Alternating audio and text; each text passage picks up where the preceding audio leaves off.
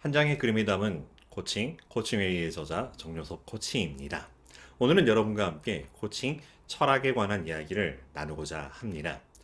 여러분, 코칭의 본질이 무엇인가 라고 하는 이야기를 나누어 보았었습니다. 코칭의 본질은 드러내는 것인데 무엇을 드러내는 것이냐? 존재를 드러내는 것이라고 이야기를 드렸습니다. 그래서 그 존재가 나타나서 자신의 삶을 자신의 책임으로 살아갈 수 있도록 돕는 것이 코칭이다 라고 하는 이야기를 드렸습니다. 그러다 보니 이 존재에 대한 부분을 다루게 되고, 존재를 다루다 보니 사람, 인간에 대한 이해 부분이 조금 더 촘촘하고 조금 더 깊어져야 될 필요성이 있다라고 하는 것이죠.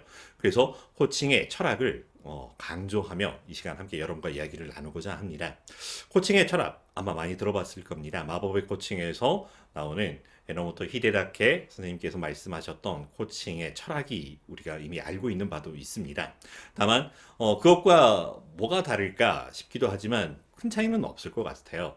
다만 제가 현장에서 경험했던 저의 경험들, 또 제가 이렇게 저렇게 정리해 보았던 것들, 그리고 제 말로 설명하는 것이 조금 더 편안했었던 이런 부분들을 모아서 5개의 문장으로 만들어 보았습니다. 그래서 가, 선, 택, 성, 대라고 이야기를 하기도 하죠. 우리는 가능성의 존재이다 라고 하는 것. 우리는 선한 의도가 있다. 우리는 자신이 선택한 해답을 따라 산다. 우리는 근원적으로 성실하다. 우리는 합력할 때 더 위대한 일을 이룬다 라고 하는 문장입니다. 물론 여러분도 현장에서 여러분 나름대로 경험하였던 인간에 대한 이해를 정리한 철학들이 있을 거라고 생각을 합니다. 그래서 이건 맞아요, 이건 좀 아닌 것 같은데 라고 하는 이야기들이 논쟁 혹은 함께 토론의 여지가 있을 수 있지만은, 그럼에도 불구하고 오늘은 저의 이야기를 같이 한번 공유해 보고자 합니다. 그래서 한번 들어봐 주시길 바라고요. 우리는 가능성의 존재이다 라고 하는 것. 이런 문장은 우리를 참 희망에 부풀게 합니다.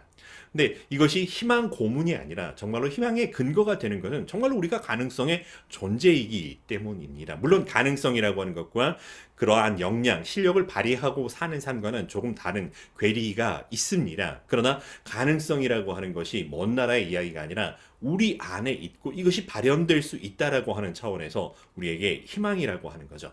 우리는 가능성의 존재이다. 여러분, 도미노라고 하는 놀이 아마 많이 해보셨을 것 같습니다. 이 막대를 세워놓고 툭 건드리면 계속해서 이 끝 다 갈 때까지 이 블록을 넘어뜨리고 있는 재미있는 놀이이기도 합니다. 근데 중간에 이렇게 막 먼저 넘어져 가지고 우리를 당혹해 하는 경우도 있지만, 이 도미노의 원리 안에 보면은 이 힘이 지속적으로 계속 전달되고 있는 모습을 볼 수 있습니다. 근데 이 도미노 안에는 힘의 등가, 즉 같은 크기로 계속 이렇게 힘을 주고 있느냐라고 했을 때 그렇지 않다라고 하는 거죠.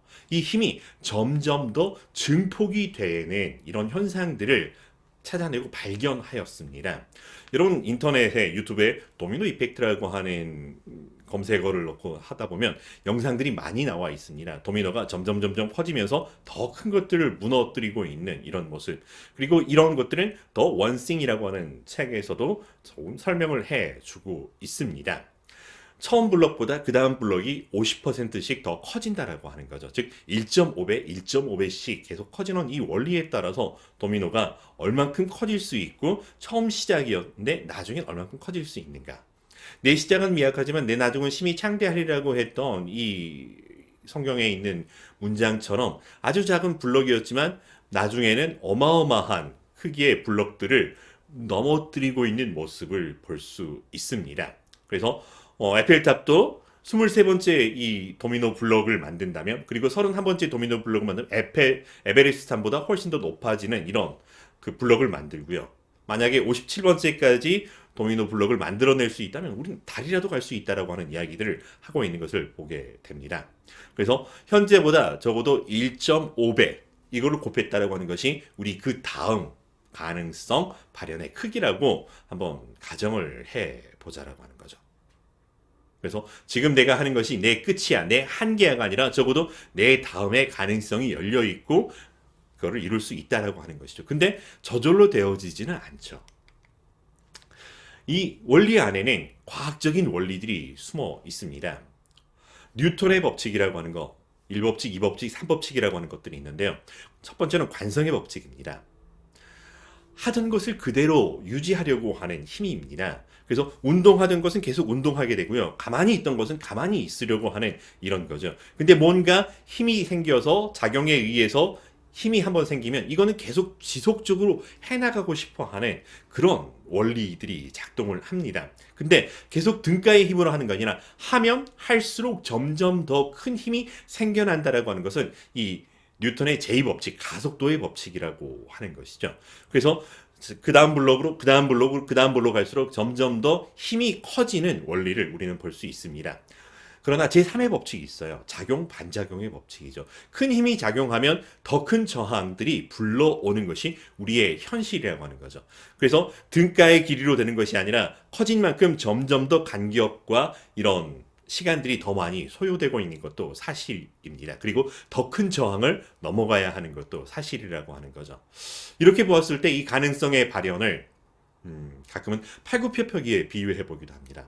여러분 지금 팔굽혀펴기가 몇 개쯤 할 수 있을까요? 만약 1시간 내내 팔굽혀펴기를 해보라고 한다면 몇 개가 가능할까요? 어떤 사람은 빠르게 일주일에 하나씩 하면은 와 3,600개가 가능하겠다. 그럴 수 있으면 정말 정말 좋겠습니다. 그런데 우리에게는 한계가 있었다라고 하는 거죠. 그래서 지금 몇 개를 할 수 있는가라고 하는 거. 근데 가끔 제가 엉뚱한 질문을 합니다. 팔굽혀펴기 1,000개가 가능할까요? 절대로 안 됩니다. 그럼 혹시 팔굽혀펴기 하나 할 때마다 10,000원씩을 드리며 혹은 팔굽혀펴기 1,000개를 달성한다면 1억의 프로젝트를 한다면 뭐 엉뚱한 질문이지만 만약에 나의 딸아이를 데려가려면 팔굽혀펴기 1,000개를 해야 되네 라고 한다면 어떻게 하시겠습니까? 이런 질문들을 해보면 처음에는 전혀 생각하지 않고 안 돼요 라고 했던 분들이 조금은 가능성들을 찾아내고 있는 것들을 보게 됩니다. 실제로 우리의 현실 팔굽혀펴기이지만은 이 1시간 동안 팔굽혀펴기가 몇 개가 가능할까 봤더니 2,682개까지 했던 분이 계시더라고요. 2017년도에 이 52세 되었던 이 칼턴 윌리엄스라고 하는 분이 열심히 해가지고 2,682개를 했어요. 와 대단한. 근데 더 놀라운 거는 2019년도죠. 비슷한 어간이지만 6살짜리 소년, 소년이라고 해도 참 꼬마와 같은 그 작은 아이가 가족을 위해서 이를 악물고 2시간 동안 팔굽혀펴기를 해서 했던 기록이 3,270번이라고 하는 것입니다.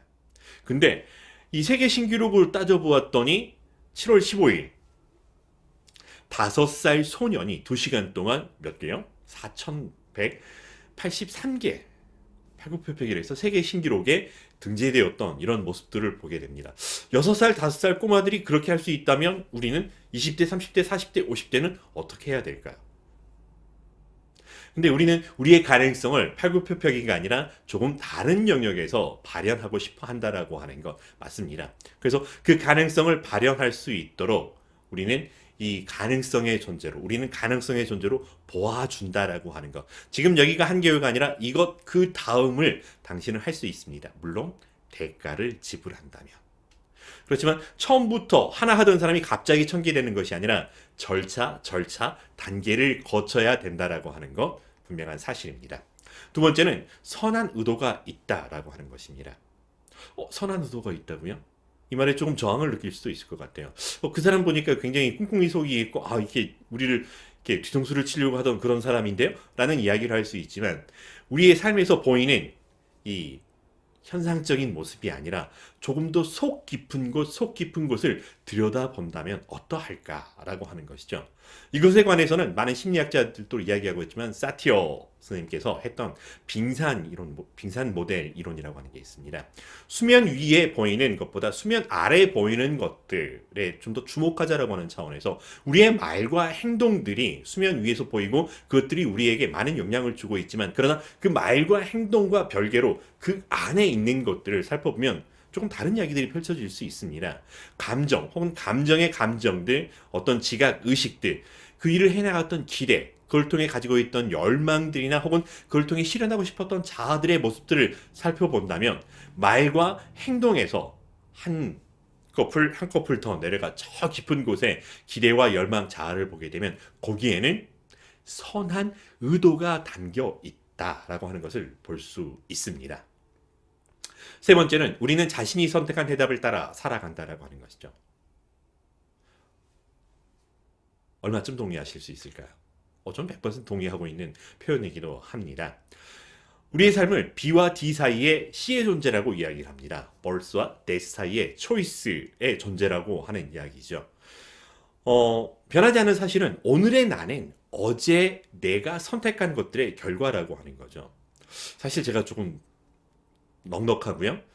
현실적으로 얘기하면 뚱뚱한 비만의 모습이죠. 근데 저는 이 비만의 모습이 정말 정말 싫어요. 홀쭉하고 싶고 쫄티가 잘 어울리는 그런 남자가 되고 싶습니다. 그런데 제 바람과는 상관없이 제가 여전히 이렇게 조금은 뚱뚱한 모습입니다. 왜요? 쫄티가 어울리는 남자가 될 것들을 선택하지 아니하고 이 약간 넉넉한 뚱뚱한 모습의 이 현상을 유지하는 것들을 선택한 것들의 결과라고 하는 것이죠.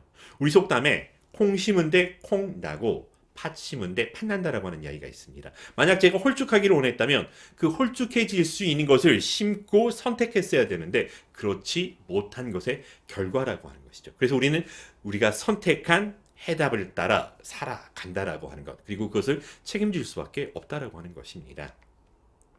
네 번째는 우리는 근원적으로 성실하다입니다. 이 문장 앞에서 조금 이렇게 살짝 인상이 써지는 분들도 계시는 것 같아요. 근원적으로 성실하다. 그 친구가 성실하다고요? 우리 아이들의 모습이 이런데 성실하다라고 하는 거. 이게 어느 정도 성실하게 봐줄 수는 있지만 뭐 이렇게 말끝이 흐려지는 경우들이 있을 수 있을 것 같습니다. 근데 성실하다라고 하는 거, 이거는 변함없는 사실인 것 같습니다. 결과로서의 성실함이 아니라 우리의 존재로서의 성실함이라고 하는 거죠. 우리를 구성하고 있는 우리의 신체, 우리의 내부 이런 모습들을 보면은 성실할 수밖에 없습니다. 우리의 혈관을 흐르고 있는 피, 이 뛰고 있는 심장, 우리의 신경세포들 이 모든 것들을 보면 성실하게 우리가 하고자 하는 것들을 뒷받침해주고 있다라고 하는 거죠. 만약 내가 무언가를 하려고 했는데 이 말을 하려고 했는데 다른 말이 튀어나왔다. 이거는 불성실하기 때문이 아니라 나는 당신 말 따르기 싫어 이게 아니라 사실은 고장이 났다라고 하는 거죠. 병이 들었다라고 하는 이런 표현을 쓰게 됩니다. 성실하지 않은 것이 아니라 성실하고 싶은데 성실을 뒷받침할 만큼 그 에너지가 나오지 않았던 부분일 수도 있겠지만은 우리의 모든 것들은 우리가 하고자 하는 것들을 성실하게 뒷받침해내고 있다라고 하는 거죠. 시계의 구조들도 마찬가지입니다. 성실하게 제 기능들을 다해서 결과들을 만들어내는 거죠. 근데 우리가 기대했던 것과 다른 결과를 만들어냈다. 그거는 불성실하다가 아니라 고장났다라고 하는 것이고 고쳐야 되는 부분들이라고 하는 거죠.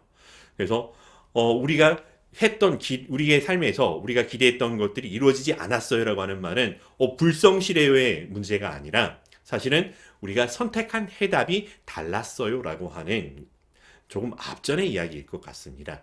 그래서 우리가 우리 자체적으로 가지고 있는 우리 시스템에 우리의 에너지의 이 성실함을 우리가 온전히 선택한 것에 이 힘을 실어서 그걸 해나갈 수 있도록 돕는 이것들을 함께 만들어가는 것은 정말 중요할 것 같다라고 생각을 합니다. 그래서 우리는 성실한 에너지를 가지고 있고 성실한 시스템 안에서 우리는 성실하게 우리의 변화와 성장, 우리의 최고의 것들을 선택하려고 하는 존재라고 하는 것입니다.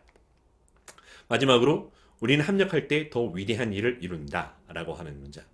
아마 여기에서는 좀 편안할 것 같습니다. 시너지에 대한 이야기라고 하는 것이죠. 우리는 혼자 하는 것보다 함께 할 때 더 위대한 일들을 더 큰 일들을 이뤄낼 수 있다라고 하는 것입니다.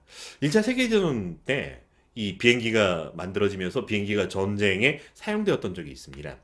근데 이 비행기가 서로 이렇게 공중에서 만나서 전쟁을 치루어가는 동안에 이 서로 이렇게 막 이렇게 사격을 하면서 격추를 시키려고 하는 거죠.